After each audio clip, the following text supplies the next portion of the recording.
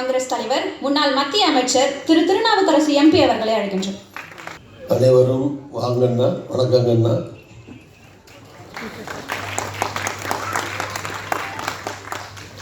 அன்பிற்குரிய இந்த மகிழ்ச்சியான நிகழ்ச்சியில் பங்கேற்றிருக்கக்கூடிய முதல்ல இந்த ராக் அண்ட் ரோல் ப்ரொடக்ஷன் அதனுடைய உரிமையாளர் சகோதரி யாஸ்மின் பேகம் அவர்களே, ஏபி ப்ரொடக்ஷன்ஸ் சகோதரர் மணிமேகலை லட்சுமணன் அவர்களே,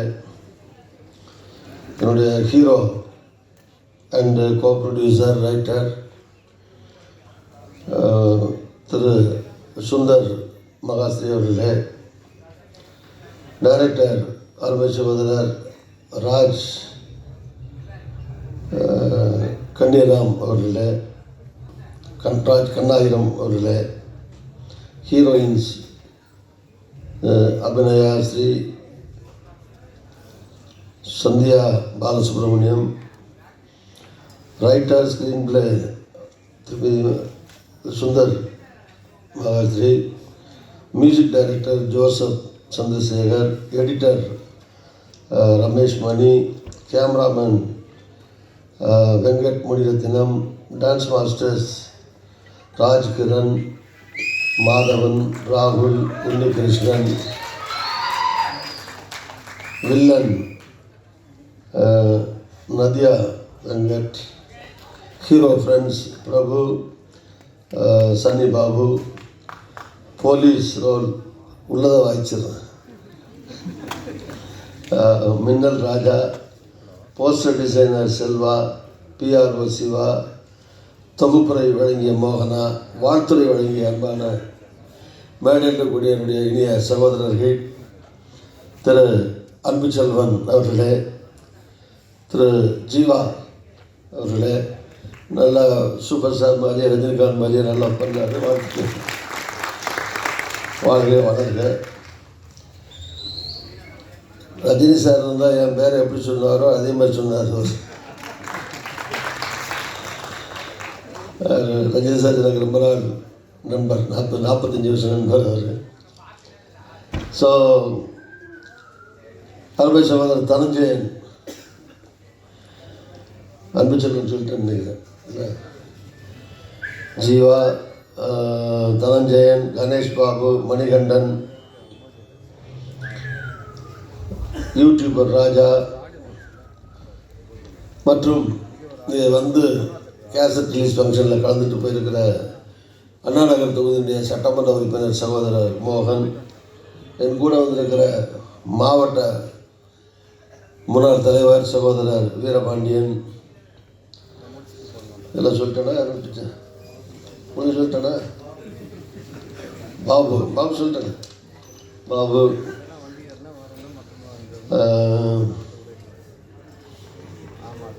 மற்றும் இதில் நிகழ்ச்சியில் அவர் தான் மெயின் ஹீரோ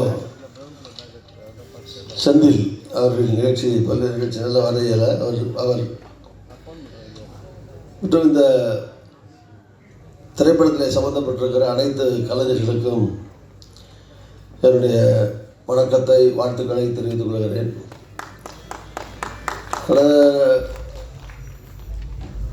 நான் படம் எடுத்து 35 வருஷம் ஆச்சு. அதில் மருது பாண்டின்னு ஒரு படம் எடுத்தேன். பிரச்சனை எம்ஜிஆர் பேரில் பொன்மனம் ஃபிலிம்ஸ் இப்போ இருக்குது. பொன்மனம் ஃபிலிம்ஸ்னு ஆரம்பித்து அதில் வந்து ராம்கி, சீதா, நாசர் இவங்கெல்லாம் வச்சு இளையராஜா அவர்கள் மியூசிக், பாரதி ராஜாவுடைய மச்சான் மனோஜ்குமார் தான் அதில் டைரக்டர். அதனால் வெற்றிகரமாக 100 நாளைக்கு மேலே ஓடிச்சு இந்த படம். சகோதரர் ரஜினிகாந்த் தான் வந்து தொடங்கி வச்சார். அவர் தான் 100வது நாள் விழாவில் கலந்துக்கிட்டு வந்து பரிசெல்லாம் கொடுத்தார், எல்லாத்துக்கும் கிடையெல்லாம் வழங்கினார்.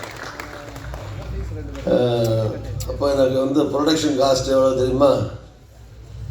1989-90 இந்த படம் எடுக்கும்போது ஏறக்குறைய 35 வருஷம் ஆச்சு. இப்போ அதனால தான் திரைக்கதை அது வேறு தயாரிப்போடு சேர்த்து அதுக்கடுத்து அடுத்த வருஷத்தில் அக்னி பார்வைன்னு எடுத்தேன் அதே பொன்மனம் ஃபிலிம்ஸில். இப்போ ஆமாம், பழைய டைரக்டர் சிவாஜி டைரக்டர் மாதவன் இல்லை, அவர் தான் டைரக்டர். ஸோ அவர் சொன்ன மாதிரி நான் தான் ஹீரோ, சரியாக நடிப்பு வரல, அதனால் விட்டுட்டேன். நடிக்க தெரியாதனால அந்த ஒரு படத்தோடு நிறுத்திக்கிட்டேன். இந்த 2 படங்கள்லாம் எடுக்கிற போது அப்போல்லாம் வந்து ப்ரொடக்ஷன் காஸ்ட்டு ஒரு 50 லட்ச ரூபா இருக்கும், அவ்வளோதான். அப்போது இப்போ சின்ன படம் பெரிய படம் அந்த பிரச்சனைலாம் கிடையாது. ப்ரொடக்ஷன் காஸ்ட்டு எல்லாமே ரோல், ஃபில்ம் ரோலு அந்த காலம். அதில் டெய்லி செலவு, சாப்பாட்டு செலவு வந்து நான் வந்து இப்போ எம்ஜிஆர் ஷூட்டிங்கில் வந்து டெய்லி நல்லா சாப்பாடு போடுவார்னு அவருக்கு பேர் உண்டு. அதே மாதிரி விஜயகாந்த் அவர்கள், விஜயகாந்த் நல்லா சாப்பாடு போடுவார்னு அவருக்கு பேர் உண்டு. அது மாதிரி பொன்மனம் ஃபிலிம்ஸு நல்லா சாப்பாடு போடுவாங்கன்னு பேர் எடுத்தேன். டெய்லி இல்லை என்னெல்லாம் உண்டோ அசைவம் சைவம் எல்லாம் போட்டு சூப்பர் சாப்பாடு போட சொன்னேன். ஆனால் செலவு எவ்வளோ தெரியுமா? 10,000 தான். ஒரு நாளைக்கு ப்ரொடக்ஷன் மேனேஜர்கிட்ட 10,000 ரூபா கொடுத்து விடுவேன். 10,000 ரூபாய்க்குள்ளே இவ்வளோ பெரிய அருமையான சாப்பாடு, பேட்டா கேட்டா எல்லாம் கொடுத்து இப்போ படம் எடுத்த காலம் அந்த காலம். இப்போ 10 லட்ச ரூபா வரைக்கும் போகுது ஒரு நாளைக்கு. ஸோ அப்போ வந்து என்னோடய படம் கூட பெரிய படம் தான். பெரிய படம்னா எக்ஸப்ட்டு ஹீரோயின் காஸ்ட்டு தவிர அந்த அவங்க சம்பளம் நீங்கி பார்த்தீங்கன்னா பாக்கி எல்லா செலவும் ஒரே செலவு தான். அப்போது அது எதுலேயுமே காம்ப்ரமைஸ் இல்லாமல் எடுத்த படம் அது. நல்லா பண்ணோம். அப்படின்னு சொல்கிற காலம் மாறிக்கிட்டே இருக்குது. என்ன ரோல்லேருந்து ஆரம்பித்து இப்போ டிஜிட்டல் வரைக்கும் இந்த மாதிரி நிறையா டெக்னாலஜிக்கல் மாற்றம், அதே மாதிரி cost of living, cost of expenses இப்படியெல்லாம் மாறி மாறி நிறையா போயிட்டுருக்கு. இதில் வந்து படம் எடுக்கிறது ஒன்றும் சாதாரணமான விஷயம் இல்லை. இந்த நண்பர்களுக்கு சொன்ன மாதிரி இந்த கேசட் ரிலீஸ் பண்ணுறது கூட நிறையா நிகழ்ச்சியில் நான் கலந்துருக்கேன். நான் அங்கெல்லாம் நான் பார்க்கும்போது பார்த்தீங்கன்னா ஒரு 10 பேர் 20 பேர் தான் முன்னாடி உட்காந்துருப்பாங்க. திரும்ப கமலா தியேட்டர்லேயே ஃபுல் ஷோவில் உட்காந்துருக்க மாதிரி நிறைய பேர் வந்து உட்காந்துருக்கீங்க. இதே நான் உள்ளே வரும்போது கூட இந்த கூட்டி வரும்போது உள்ளே வரும்போது பார்த்துட்டே வந்தேன், இவ்வளோ க்ரௌடு ஃபுல்லாக இருக்குது, எல்லா சீட்டும் ஃபுல்லாக இருக்குது, ஒரு வேறு ஷோ கில்லிக்கு ஆள் அனுப்பிட்டாங்களா உள்ள கேட்டேன். கில்லி ஆடியன்ஸா இல்லை வாங்கினா வணக்கண்ணா ஆடியன்ஸான்னு கேட்டேன். இல்லை வாங்கினா வணக்கண்ணா தான் வந்திருக்காங்க, கில்லி 12 மணிக்கு தான் வர போகிறாங்க அப்படின்னு. அது நிறைய யங்ஸ்டர்ஸ்லாம் பார்க்குறேன். அது நிறைய பேர் இப்போ மேடையில் நிறைய டைரக்டர்ஸ் பேசுனாங்க. இல்லை அசிஸ்டன்ட் டைரக்டர்ஸு, அசோசியேட் டைரக்டர், இது மாதிரி ரைட்டர்ஸு, இது மாதிரி பல்வேறு டெக்னிக்கல் ஃபீல்டில் இருக்கக்கூடிய பல இளைஞர்கள் எதுக்கு வந்து பெரிய கனவுகளோடு உட்காந்துருப்பீங்க, எதிர்கால கனவுகளோடு. உங்களுக்கெல்லாம் இவங்க மேடையில் இருக்கவங்களாம் ஒரு முன்னோடிகள் மாதிரி.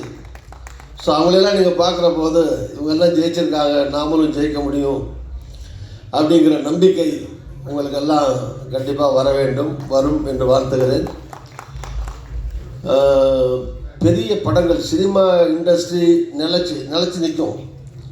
அந்த காலத்தில் வந்து மாறிக்கிட்டே இருக்குது. ஹீரோ மாறலாம், டெக்னாலஜி மாறலாம்.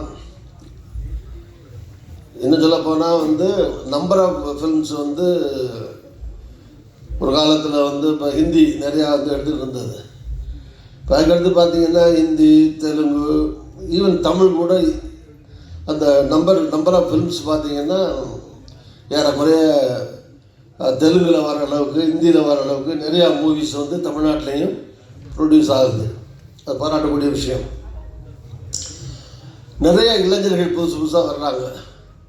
அப்படி வரணும். அப்படி வந்தால் தான் சினிமா இன்றைக்கி நிலச்சி நிற்கும். நிறைய இளைஞர்கள் டெக்னாலஜியில் மட்டுமல்ல, புது டைரக்டர்ஸு, புது இசையமைப்பாளர்கள், புது நடிகர்கள், டெக்னீஷியன்ஸு, எடிட்டர்ஸு, இந்த மாதிரி நிறையா நியூ கம்மர்ஸ் வர தான் இது வந்து இந்த கலை உலகம் அல்லது சினிமா உலகம் பர்மனெண்ட்டாக நிலச்சி நிற்க முடியும். இல்லைன்னா ஒரு 4 ஆக்டரை நம்பி தான் சினிமாவே இருக்குது, 4 டைரக்டரை நம்பி தான் சினிமாவே இருக்குது, 4 ப்ரொடியூசரை நம்பி தான் சினிமா இருக்குன்னா பல பேருக்கு வேலையும் இருக்காது. ஒரு 4 குடும்பம் வேணால் பிழைக்கலாமே தவிர இதை நம்பி இருக்கிற பல்லாயிரக்கணக்கான தொழிலாளர்கள் இருக்கக்கூடிய பணியாற்றக்கூடிய பணியாளர்கள், டெக்னீஷியன்ஸ், அவெல்லாம் வந்து வாழ்க்கையில் வந்து வசதி பெறுறது மட்டுமல்ல, வாழ்க்கைக்கான ஆதாரமாக சினிமா இருப்பது மட்டுமல்ல, அவருடைய திறமைகளும் வெளியே வர்றதுக்கு, அவருடைய ஸ்கில் வெளியே வர்றதுக்கு இது மாதிரி நிறைய படங்கள் வரணும். அதனால் இது எவ்வளோ காஸ்ட்டில் எடுத்தாங்க, 1.5 கோடியா 2.5 கோடியா அதெல்லாம் முக்கியம். ஒரு படம் ஆரம்பிக்கிறதே கஷ்டமானது. நிறையா படம் ஆரம்பித்த லெவல்லே நிற்கும், சில படம் ஆரம்பிக்காமலே நிற்கும், பேசிக்கிட்டே இருப்பாங்க. நிறைய தெரியும், நிறையா ரூம் போட்டு டிஸ்கஷன் ஒரு 6 மாதம் டிஸ்கஷன் நடந்து டிஸ்கஷனோடவே போன படம்லாம் இருக்குது. நிறையா படம் இந்த கம்பெனி ரிஜிஸ்டர் பண்ணியிருப்பாங்க, ஆரம்பிப்பாங்க, ஃபிலிம் சேம்பரில் வந்து என்ட்ரி போட்டிருப்பாங்க, எல்லாம் பண்ணியிருப்பாங்க. ஆனால் ஸ்டார்ட்டே பண்ணியிருக்க மாட்டாங்க. ஸோ அது மாதிரி இப்போ நானே 2 படத்தோடு நிறுத்திக்கிட்டேனே, 2 படம் தான் எடுத்தேன். அதுக்கு மேலே என் சன்னு கூட ஃபிலிம் இன்ஸ்டியூட்டில் தான் படிச்சுட்டு வந்தேன். அமெரிக்காவில் சாய் விஷ்ணுன்னு 3ஆவது பையன் அமெரிக்காவில் வந்து ஃபிலிம் இன்ஸ்டியூட்டில் படிச்சுட்டு வந்தான். ரஞ்சித் படத்தில் நடிகர் நம்ம ரஜினிகாந்த் என் ஃப்ரெண்டு, சும்மா அவனையும் குழந்தையா இருக்கும்போது சின்ன பையன்லாம் தெரியும், அதில் என் படத்திலே பண்ணார். ஸோ ரஜினிகாந்த் படத்தில் உள்ள அசோசியேட்டாக பண்ணேன், முதல்ல படத்தில் அசிஸ்டண்ட்டாக பண்ணேன், அதுக்கடுத்து அசோசியேட் டைரக்டராக பண்ணேன் ரஞ்சித் கூட, அவர் டைரக்டரோட. ஸோ இது மாதிரிலாம் சினிமாவில் அப்பப்போ போகிறாங்களே தெரியும், கொஞ்சம் ஈடுபடுறாங்களே தவிர, பட் அவன் அமெரிக்காலாம் படிச்சுட்டு வந்தால் என் மகன் தான் இருந்தாலும் இன்னும் ஒரு டைரக்ட் பண்ணுறதுக்கான அந்த சூழ்நிலையோ வாய்ப்போ வர்றதில்லை. அப்படி பார்த்தீங்கன்னா நம்ம டைரக்டர்லாம் அவர் பாராட்டுறார். இன்னும் துணிச்சலாக அவர் படத்தை எடுத்து வெளியிட்டிருக்காரு இல்லையா, அது பெரிய விஷயம். அதுமாதிரி இதில் எல்லாமே நல்லா பண்ணியிருக்காங்க. பார்த்த வரைக்கும் அந்த சாங்ஸ் வந்து மியூசிக் யாருன்னு தெரில, மியூசிக் கூட அவர் சொன்ன மாதிரி மியூசிக் நல்லா இருக்குது. அதுக்கு படம் எடுத்துருக்கீங்களா? புது வந்து எந்த ஒரு சேலம், சரி வெரி குட். ஸோ நல்லா இருக்குது, வாழ்த்துக்கள். ஸோ மியூசிக் நல்லா இருக்குது, கேமரா நல்லா இருக்குது, எடிட்டிங் நல்லா இருக்குது, எல்லாமே சிறப்பாக இருக்குது. ஒரு படம் வந்து நல்ல படத்தை எடிட்டிங்கில் கெடுத்துடலாம், மோசமான படத்தை கூட எடிட்டிங்கில் தூக்கி நிறுத்திடலாம். ஸோ எடிட்டிங் வந்து சினிமாவில் முக்கியம். அதனால் படிச்சது எம்ஜிஆர் கூட அந்த காலத்தில் வந்து எதில் உட்கார்றாரோ இல்லையோ எடிட்டிங்கில் போய் உட்காருவாருந்தாங்க.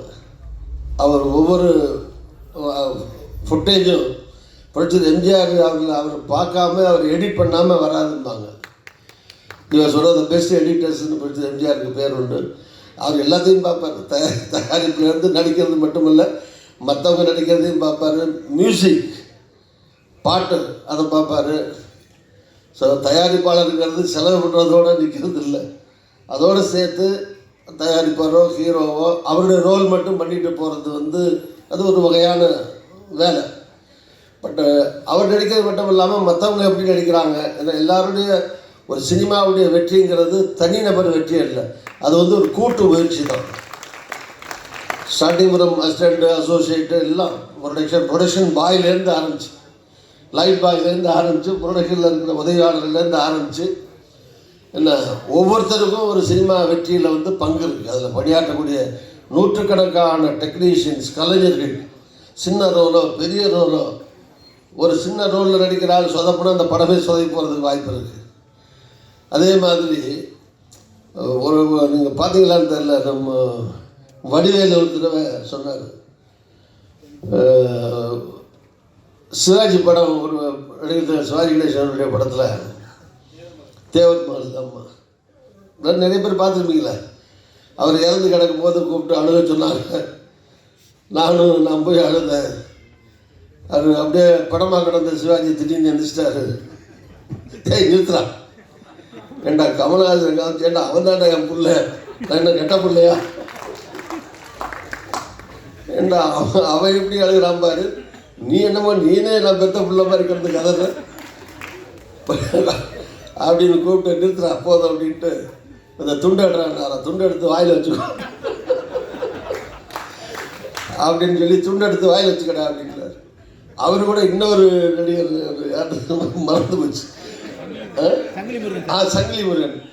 அவர் சொன்னார், அவர் எனக்காக துண்டு, சங்கிலி முருகனுக்கு வேட்டி, நீ ஆனால் அவர் இவரோட கூட அழுதுருக்காரு. நீ வேட்டியை வாயில் வச்சுக்கடா அப்படின்ட்டார் சிவாஜி.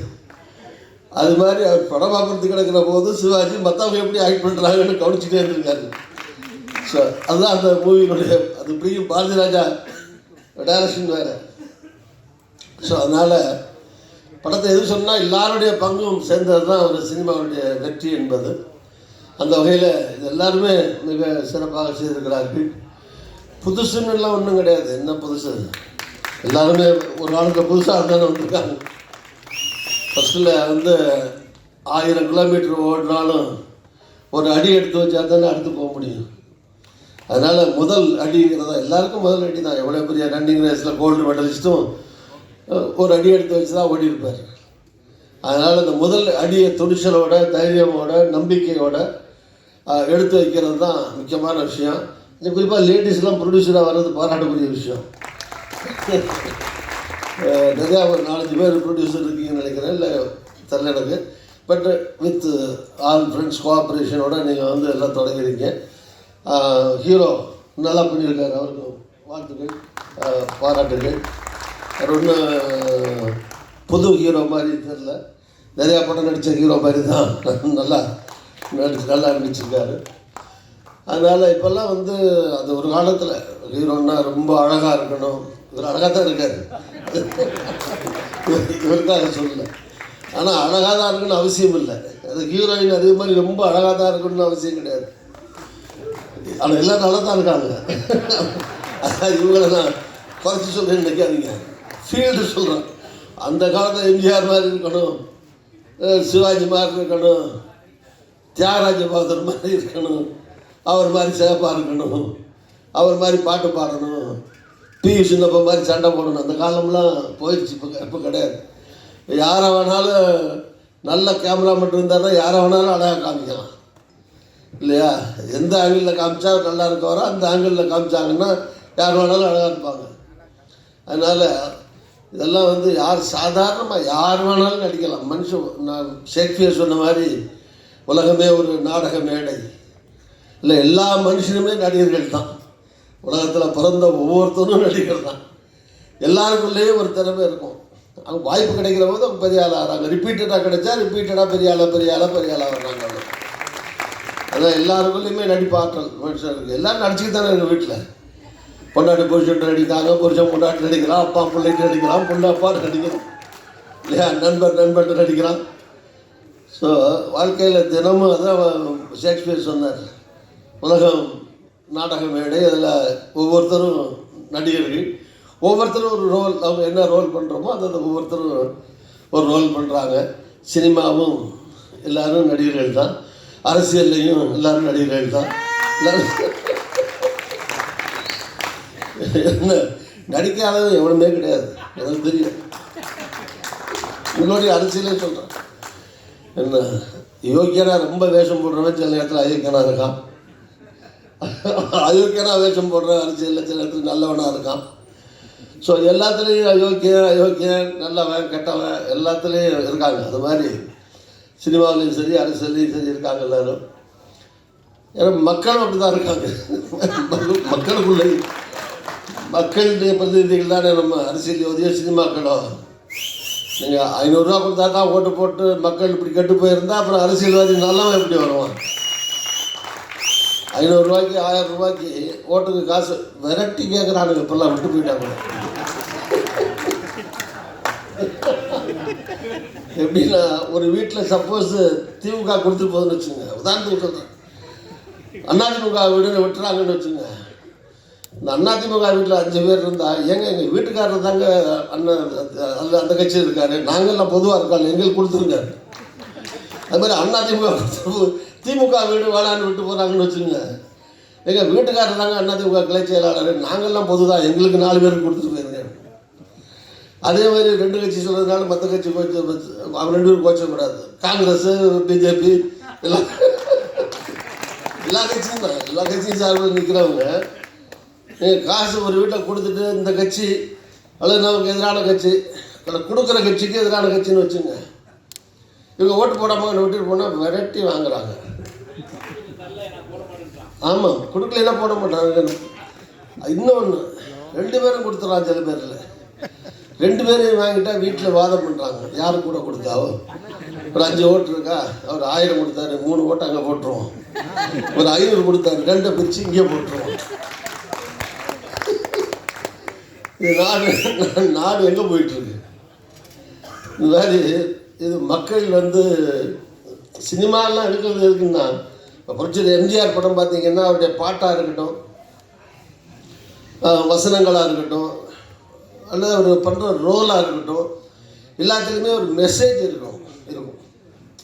சினிமா ஒரு பொழுதுபோக்கு தான், சந்தேகமே கிடையாது. ஏன்னா மெசேஜ்னால் உபதேசம் பண்ணுற மாதிரி பண்ணிங்கன்னா படம் ஓடாது. எடுத்த உடனே ஆரம்பிச்சு சாமியார் மாதிரி ஹீரோ வந்து ஒரு உபதேசமே பண்ணிகிட்டு இருந்தால் பாதியில் வச்சு போயிடுவாங்க ஆடியன்ஸ். ஸோ எல்லாம் இருக்கணும், நகைச்சுவை இருக்கணும், சண்டை இருக்கணும், டான்ஸ் இருக்கணும், பாட்டு இருக்கணும், அது இருக்கணும், இது இருக்கணும், எல்லாம் இருந்தால் தான் சினிமா பல்சுவை கொண்டதாக இருக்கணும் ஒரு படமும். ஆனாலும் ஒரு மைய கருத்து இருக்கணும். ஒரு கதையில் ஏதோ ஜனங்களுக்கு மக்களுக்கு ஒரு மெசேஜ். படம் பூரா 2.5 மணி நேரமும் மக்களுக்கு உபதேசம் பண்ண வேண்டியதில்லை. ஆனால் 2 நிமிஷமாவது, அந்த 2.5 மணி நேரத்தில் 2 நிமிஷமாவது மக்களை நல்வழிப்படுத்தக்கூடிய ஒரு விஷயம் வசனத்துலேயோ பாடல்லையோ ஒன்று இருந்தால் அதுதான் அந்த படம் சாதிக்கிற சாதனை அப்படின்னு சொல்லலாம். எம்ஜிஆர் படத்தில் இன்றைக்கும் அவர் படம்லாம் பாட்டெல்லாம் இன்னும் கேட்குறது காரணம் என்ன? பாட்டில் இருக்கிற மக்களுக்கான செய்திகள் தானே, நாட்டு மக்களுக்கான செய்திகள். ஸோ அந்த காலத்தில் பாடல் ஆசிரியர்களும் அப்படி எழுதுனாங்க. இப்போ நல்லா எழுதுகிறாங்க, சில பாட்டுகள் தவிர. சில பாட்டுகளில் வந்து என்ன மொழியில் வருதுன்னே தெரிய மாட்டேங்குது, தமிழில் வர்ற பாட்டு ஒரு சில நேரத்தில். இப்போ நிறையா கருத்துள்ள பாடல்கள் நிறையா வருது வச்சுக்கோம். ஸோ எல்லாமே மைய கருத்து என்னென்னா, எல்லா மக்களும் மாறணும், அரசியல்வாதியும் மாறணும், சினிமாவும் மாறணும். எல்லாம் சேர்ந்து மக்களுக்கான வழியில் மக்களை மகிழ்ச்சியடைய செய்கிற விதத்தில் இருக்கணும். வாழ்க்கையில் என்னத்தை சாதிக்க போகிறோம்? சினிமாவே என்னென்னா, மக்கள் உங்களுக்கு வர்றதே சந்தோஷத்துக்கு இருக்க தானே வர்றாங்க.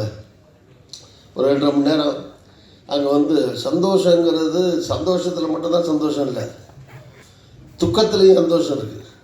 ரொம்ப அழுக படம்னு வச்சுங்க, ஒரு படம் உட்கார்றதுலேருந்து முடிகிற வரைக்கும் ஒரே சோக சீனாக இருக்குன்னு வச்சுங்க, அந்த படம் வெற்றி பெற்றது இல்லையா? அதுவும் வெற்றி பெற்றிருக்கு.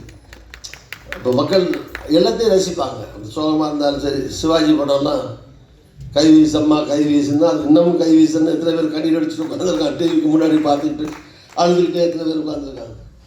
ஸோ அதனால் எல்லா படமும் அது சிரிப்பாக இருந்தாலும் சரி, சோகமாக இருந்தாலும் சரி, சந்தோஷமாக இருந்தாலும் சரி, எல்லா படத்தையும் மக்கள் பார்ப்பார்கள். அதில் ஒன்றும் பிரச்சனை இல்லை. அது எப்படி எடுக்கப்படுது, எப்படி கொடுக்கப்படுது அப்படிங்கிறது தான். அதனால் இந்த படம் மொத்தத்தில் ரொம்ப அருமையாக வந்திருக்கு. இந்த தலைப்பே ரொம்ப கேட்சிங்காக இருக்குது. அங்கே என்ன வணக்கங்கிறது ஒரு பாட்டில், விஜய் பாட்டில் வர்ற ஒரு வர தலைவா படத்தில் வருதா, அது ஒரு பாட்டு தான். ஆமாம், அதில் வந்து அது இப்போ நிறையா பாட்டே தான் நிறையா படத்துக்கு வருது. இந்த மாதிரி தலைப்பாக வருது. நல்ல ஒரு பாப்புலர் படம், பாப்புலர் பாட்டு. அதனால் இந்த தலைப்பு ரொம்ப கேட்சிங்காக இருக்குது. அதனால் இந்த படம் கண்டிப்பாக வெற்றி பெறும் என்று நான் நம்புகிறேன். வெற்றி பெற வேண்டும் என்று நான் மனப்பூர்வமாக வாழ்த்துகிறேன். சினிமா, நான் சொன்ன மாதிரி சினிமா எடுக்கிறது ரொம்ப கஷ்டம், நடிக்கிறது அதை விட கஷ்டம். எல்லோரும் நடிச்சிட முடியாது, எல்லாருக்குள்ளேயும் நடிப்பு இருக்குது. அதனால் அதை காட்டுற விதத்தில் வந்து எல்லோரும் சக்ஸஸ் ஆகிறதில்ல. நானே சொன்னேன், நான் ஒரு படத்தில் நடித்தேன், அதுக்கு மேலே என்னால் முடியல, அதனால தான் நடிக்கிறேன்னு சொன்னேன். அதனால் நடிக்கிறது வந்து ரொம்ப சிரமமான வேலை, ஈஸியான வேலை கிடையாது. அதனால் இதில் கஷ்டப்பட்டு நடிச்சிருக்கிற எல்லாருக்கும் என்னுடைய வாழ்த்துக்கள், பாராட்டுகள். படத்துடைய ப்ரொடியூசர், டைரக்டர், நடிகர்கள், டெக்னீஷியன்ஸ் எல்லாருக்கும் என்னுடைய வாழ்த்து, பாராட்டு. மக்கள் வந்து சில பேர் இந்த வெளியே வந்து படம் முடிச்சுட்டு வரும்போதே எவ்வளோ செலவு பண்ணியிருக்காங்க, 50 நாள் 60 நாள் எவ்வளோ கஷ்டப்பட்டுருக்காங்க அப்படிங்கிற பற்றி தான் கவலைப்படாமல் வெளியே வரும்போது ஈஸியாக சொல்லுவோம், ஒன்றும் சரியில்லைங்க. இப்போ நிறைய யூடியூபர் வந்துருச்சா அப்படி. இப்போ நான் கூட பார்த்தேன், நாங்கள் இப்போ அரசியல்வாதிகள்லாம் ப்ரெஸ் மீட் வச்சா கூட இவ்வளோ கேமரா வராது. ஒரு 10 கேமரா வந்தால் பெருசு. லேசாக எண்ணி பார்த்தேன், 30 கேமரா இருக்குது. எதுக்கு 30 சேனல் இருக்குது, TV channel, YouTube channel, online channel, எண்ணி பார்த்தீங்கன்னா மொத்தம் 30-35 பேர் நிற்கிறாங்க. அதே மாதிரி தான் ஒவ்வொரு படத்துலையும் வரும்போது 35 பேருக்கு என்னுடைய வேண்டுகோள் என்னென்னா, ரொம்ப பாவம் கஷ்டப்பட்டு எடுக்கிறாங்க, நல்லதாக சொல்லுங்கள், 4 வார்த்தை பாராட்டி. குறை சொல்கிறது ரொம்ப ஈஸி, யாரை வேணாலும் விமர்சனம் பண்ண வேண்டியது தான். ஆனால் அவர் எல்லை மீறி கஷ்டப்படுறவங்களை காயப்படுத்துகிற மாதிரி விமர்சனங்கள் இருக்கக்கூடாது இல்லையா. என்கரேஜ் பண்ணணும். புதுசாக வர்றாங்க, நடிச்சிருக்காரு, பரவாயில்ல, நல்ல முயற்சி, பாராட்டுறோம், எழுத்துருக்காரு, பாராட்டுறோம், அந்த மாதிரி இருக்கணுமே தவிர இதை போய் மனுஷன் பார்ப்பானா உள்ள ஒருத்தரும் போகாத. 60 நாள் கஷ்டப்பட்டு கோடிக்கணக்கில் செலவு பண்ணி ராத்திரி பகலாக உழைச்சி சிரமப்பட்டதை ஒரே செகண்டில் ஒரே நிமிஷத்தில் பார்த்துக்கிட்டு படமாக இது என்ன கேவலமாக எடுத்துருக்காங்க அப்படின்னு சொல்லி மற்றவங்களையும் உள்ளே போக விடாமல் நிறுத்துறதுக்காக உங்களை கூப்பிடலையே பார்க்குறதுக்கு. அது நீங்களாக பார்த்து வந்தாலும் சரி. அதனால் என்னுடைய வேண்டுகோள் என்னன்னா, இது ஒரு கஷ்டப்படுற ஒரு ஃபீல்டு அது.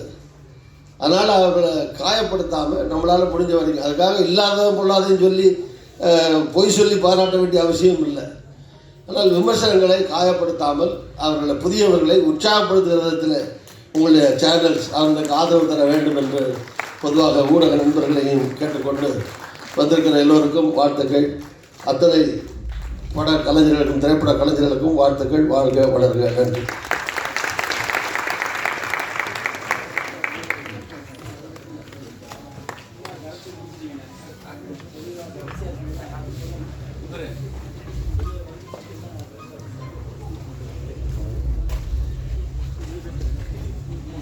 அடுத்தபடியா இந்த கதையுடைய நாயகன், இவர் வெறும் நாயகன் மட்டும் கிடையாது, கதை, திரைக்கதை, வசனம், இந்த படத்துக்கு எல்லாமே அவர் பண்ணியிருக்காரு. இந்த படத்தோட கோ-ப்ரொடியூசரும் அவர் தான். ஸோ லெட்ஸ் வெல்கம் அன்பில் அரசன் சுந்தர் மகாஸ்ரீ அவர்கள். எல்லாருக்கும் வணக்கம். டைம் முடிஞ்சிச்சு, நிறைய பேசணும் ப்ரிப்பேர் பண்ணியிருந்தேன், பேச முடியல. அதனால் நாங்கள் அடுத்த படம் ஒன்று பண்ணியிருக்கோம் இதே டீமு, அதுலேயாவது நான் பேசுகிறேன். இப்போ அந்த படத்துக்கான ஃபர்ஸ்ட் லுக் போஸ்டர் மட்டும் எங்கள் மேடையில் எல்லாரோட பார்வையிலையும் ரிலீஸ் பண்ணிக்கிறேன். அதை ரிலீஸ் பண்ணுறதுக்கு எனக்கு தெரிஞ்ச ஒரு நல்ல மனுஷனை நான் மேடைக்கு கூப்பிட்றேன். வாங்க சார். இவர் சார் கோலேந்தி சார், நம்ம வீட்டுக்கு எதிர்த்தாப்புல தான் இருக்காரு. நிறைய நல்ல விஷயங்கள் பண்ணிட்டு இருக்காரு அந்த ஏரியாவுக்கு. பொது சேவைகள் நிறைய பண்ணுறாங்க. அது பேனர் எடுங்க.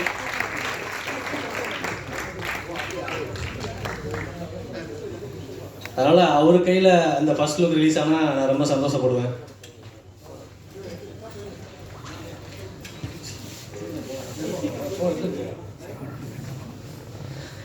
இந்த படத்தோட டைரக்டர் ஸ்டாலின் சார், வாங்க மேலே வாங்க.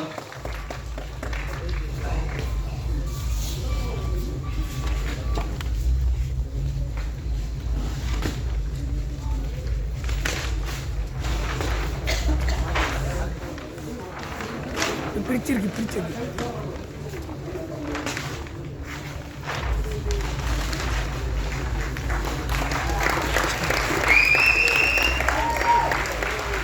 இந்த படத்தோட ப்ரொடியூசர் சையது சார், மேலே வாங்க சார்.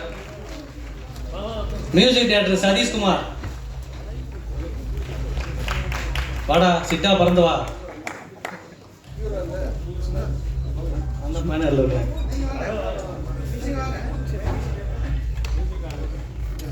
செல்போன் கொஞ்சம் கீழே லைட்டாக டவுன் பண்ணிடுறாங்கண்ணா.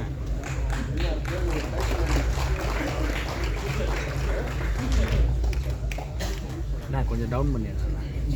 அவரங்க இவர் ஆமாம்.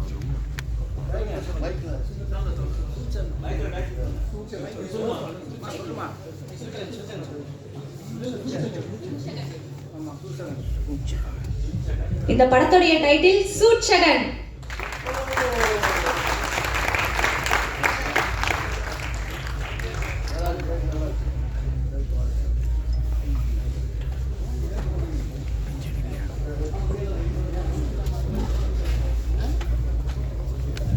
நன்றி சார், நன்றி.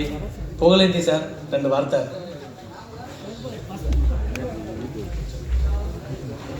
இந்த நல்லதொரு விழாவிற்கு அதிர்ச்சியாக என்னையும் சிறப்பு அழைப்பாக அழைத்த அன்பு தம்பி சுந்தரவர்களுக்கு நன்றி. நான் அண்ணன் திருநாகசன் அவர்களை சின்ன வயதுலேருந்தே பார்க்கிறேன். ஏன்னா எங்கள் அப்பா எம்ஜிஆர் கூட இருந்தவர், அதனால் சின்ன வயசுலேருந்தே பார்க்குறேன். அவரோட இன்றைக்கும் அன்றைக்கி இப்போ நான் மீட்டிங் கூட்டு போவார் 6 மணி நேரத்தில் ரெடியாக வருவார். அப்படியே இருக்கார். நாங்கள் தான் எங்களுக்கு தான் வயசாகிடுச்சு. அதனால் இது மாதிரி ஒரு நல்ல மனிதர் இந்த நிகழ்ச்சிக்கு வந்து எல்லாரையும் பாராட்டியிருக்கார், நிகழ்ச்சி சக்ஸஸ் ஆகணும்னு சொல்லியிருக்காருன்னா இதுவே பெரிய வெற்றி இந்த படத்துக்கு.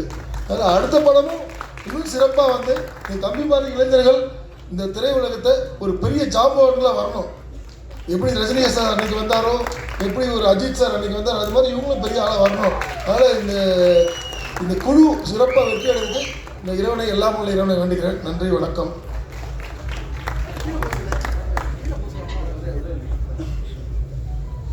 மேடையில் செந்தில் இல்லாதனால அவரை பற்றி ஒன்று சொல்லாமல் போயிட்டோம். செந்தில் வந்து எப்படி ஒன் ஆஃப் த சூப்பர் ஸ்டார்ஸோ அது மாதிரி அவர் காமெடிஸில் is also one of the super stars.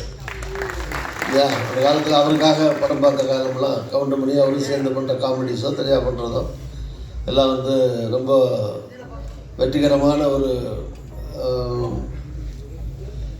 நடிகராக இருந்தார். எனக்கு சொந்தக்காரரும் கூட அவர் இளஞ்சம்பூர் தான் ஒரு சொந்த ஊர்.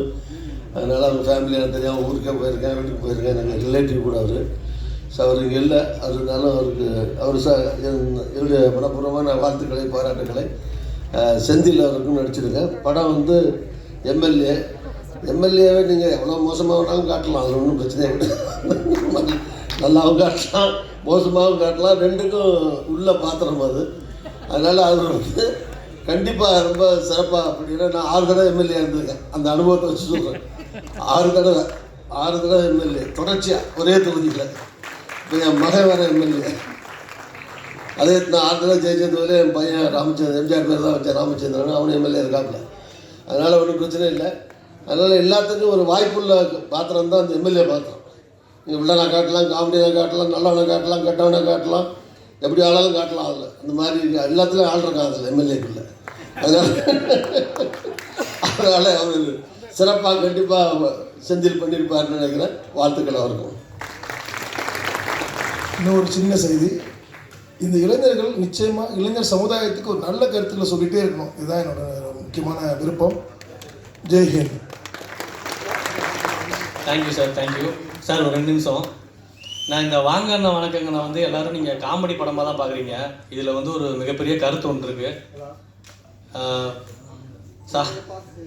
சார் எல்லாம் சொன்னாங்க அரசியல்வாதின்னு.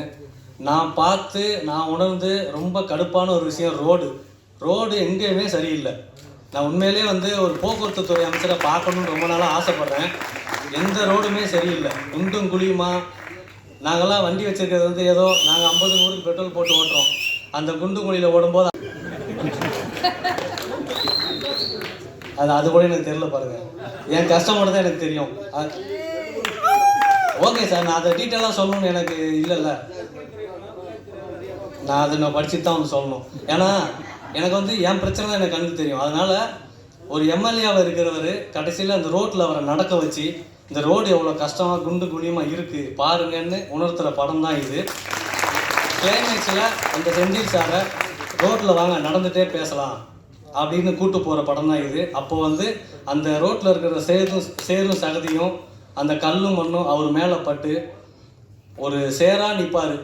அப்போ தான் அவர் உணர்றாரு எம்எல்ஏ திருந்துறாருன்ற மாதிரி தான் படத்தோட லைனு. அதை வந்து எப்படி சொல்லணும்னு ஆரம்பத்துலேருந்து காமெடியாக ஒரு என்டர்டெயின்மெண்ட்டாக தான் போயிருக்கோம். அதுதான். நன்றி. எல்லோரும் இதை காமெடி படமாக மட்டும் பார்த்துடாதீங்க. இது ஒரு கடைசியில் ஒரு கருத்துள்ள படம். சார் சொன்னீங்க 2.5 மணி நேரம் படத்தில் ஒரு 2 நிமிஷம் கருத்து இருந்தால் போதும்னு. இது வந்து ஒரு 3 நிமிஷமே கருத்து இருக்குது. கடைசியில் வெளியில் போகிறப்போ உண்மையிலே நம்ம போகிற வழியெல்லாம் திரும்பி பார்க்கணும் மக்கள். அதுக்காக இந்த படத்தை எடுத்துருக்கோம். இது வந்து சும்மா காமெடி படம் மட்டும் இல்லை, இதுக்கப்புறம் கருத்துள்ள படம் நிறைய இருக்குது. எங்களை ப்ரொடியூசர்ஸ் யாரும் நம்ப மாட்டேன்றாங்க.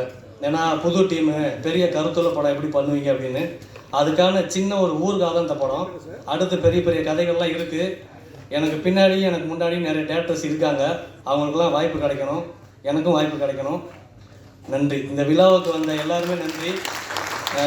அழைத்து வந்த விருந்தாளிகளுக்கு நன்றி, அழைக்காமல் வந்த விருந்தாளிகள் நன்றி. Thank you sir.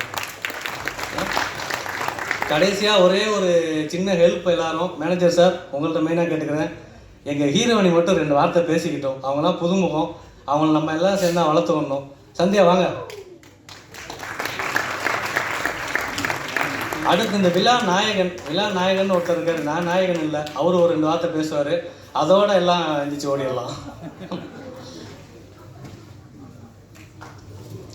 ஹாய், எல்லாருக்கும் வணக்கம். அண்ட் இது என்னோட ஃபர்ஸ்ட் மூவி. நான் தேங்க் பண்ணிக்கிறேன் ராஜ் கனாயிரம் சார் அவர்களுக்கு என்னை இந்த மூவியில் செலக்ட் பண்ணதுக்கு. ஸோ சின்ன வயசுலேருந்தே வந்து Senthil and Goundamani sir comedy அந்த காம்போவில் வந்துட்டு நாங்கள்லாம் நிறைய வைப் பண்ணிகிட்டு இருந்திருப்போம். ஸோ அவர் கூட வந்து நான் சேர்ந்து நடிப்பேன் அப்படின்ற மாதிரி நான் என்றைக்குமே நினச்சி பார்த்ததில்லை. ஸோ அந்த ஒரு மொமெண்ட்டை க்ரியேட் பண்ணி கொடுத்த சுந்தர் சார் அண்ட் ராஜ் கனாயிரம் சாருக்கு தேங்க் பண்ணிக்கிறேன். தேங்க்யூ. எல்லோரும் சப்போர்ட் பண்ணுங்கள். உங்கள் எல்லாரோட ப்ரெசன்ஸ்க்கு ரொம்ப நன்றி. தேங்க்யூ. இவரு தாங்க உண்மையான இன்னைக்கு விழா நாயகன் சார். சாங்ஸ் எல்லாம் இவர் பண்ணது தான். முதலாவது இந்த ஆண்டவருக்கு நன்றி. ஏன்னா இந்த ஸ்டேஜ் கிடைக்கிறதுன்றது ரொம்ப சாதாரண விஷயம் இல்லை. எல்லாருமே ஒரு ஹைட்டுக்கு போகணுன்றது எல்லாத்துடைய ஆசையும். அது சினிமா தொழில் மட்டும் இல்லை, எல்லா தொழிலுமே இருக்கும். ஆனால் சினிமான்றது கொஞ்சம் எல்லாத்தையும் அந்தந்த இடத்துக்கு கொண்டு போய் சேர்க்கறதுக்கான ஒரு வழி. எங்கள் டீமையும் மதித்து இத்தனை பேர் வந்திருக்காங்கன்றது தான் ரொம்ப ஒரு பெரிய விஷயமா இருக்குது. ஏன்னா எல்லா இடத்துலையும் சான்சஸ் கேட்கும் போது சாங்ஸ் அனுப்ப சொல்லுவாங்க, சாம்பிள் பார்ப்பாங்க. கடைசியில் வந்து இல்லை சார் ப்ரொடியூசருக்கு ஒருத்தர் தெரிஞ்சவர் வந்தார், அவரை மியூசிக் டைரக்டரை கமிட் பண்ணிட்டோம் அப்படின்னு சொல்லிடுவாங்க. அந்த வழி வந்து நிறைய பேர்த்துக்கிட்ட நான் என் ஃப்ரெண்டுங்கள்கிட்ட, எங்கள் அம்மாக்கிட்ட, அப்பாக்கிட்ட எல்லாத்துக்குமே ஷேர் பண்ணியிருக்கேன். அதனால் ஒவ்வொருத்தரையுமே கண்டிப்பாக நீங்கள் ஒரு அப்ரிஷியேட் பண்ணி அட்லீஸ்ட் ஒன்ஸ் சான்ஸ் கொடுத்து நீங்கள் பார்க்கலாம். அது ஏன்னா அது உங்களுக்கும் அவங்களுக்கும் ஒரு நல்ல ஒரு தொடர்பாக இருக்கும்னு நினைக்கிறேன். இந்த படம் வந்து வாங்கினா வணக்கங்கண்ணா டைட்டில். இந்த டீம் வந்து பார்த்திங்கன்னா ஒரு ஜாலியான டீம். ஒரு அஃபீஷியல் ஒரு இதாக இல்லாமல், ஒரு ப்ரொஃபஷ்னலாக இல்லாமல் எல்லாருமே ஒரு ஃப்ரெண்ட்ஸ் மாதிரியே தான் இங்கே வந்து பழகிறது, பேசுகிறது எல்லாமே. எதுனாலும் திட்டிக்குவோம், பேசிக்குவோம், திரும்பி வந்து எல்லாருமே ஒன்றா சேர்ந்துக்கிட்டு திரும்பி ஒர்க் பண்ண ஆரம்பிப்போம். பல குறைகள் பல நிறைகள் இருந்தாலும் இந்த டீம் இந்த அளவுக்கு வந்ததுக்கு என் இறைவனை கண்டிப்பாக நான் வேண்டிக்கிறேன். இந்த படம் வெற்றியடைய எல்லாருமே வந்து இந்த திரைப்படத்தை வந்து கண்டிப்பாக ஆதரிக்க கேட்டுக்கொள்கிறேன். நன்றி, வணக்கம். இந்த விழாக்கு வந்த எல்லாருக்கும் நன்றி சார், ரொம்ப நன்றி சார். நீங்களாம் வருவீங்க எதிரே பார்க்கல. முக்கியமாக நான் படத்தில் போட்ட மாதிரி தான் என் மனைவிக்கும் எங்கள் அம்மாவுக்கும் ரொம்ப நன்றி. நான் அவங்கள பற்றி நிறைய பேசணும்னு நினச்சேன், எங்கே டைமே இல்லை. 5 மணி நேரம் ஆடியோ லான்ச் நடத்த தான் முடியும் போல. Thank you sir, thank you. Group photo எடுத்துடலாம். தேங்க்யூ, எல்லாருக்கும் நன்றி. கேமரா ஊடகம் எல்லாத்துக்கும் ரொம்ப நன்றி.